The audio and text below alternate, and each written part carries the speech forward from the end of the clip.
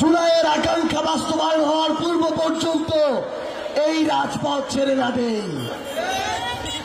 নাটোরের সংগ্রামী জনতা, এই নাটোরে কি কোনো চাঁদাবাজের ঠাঁই হবে? দখলদার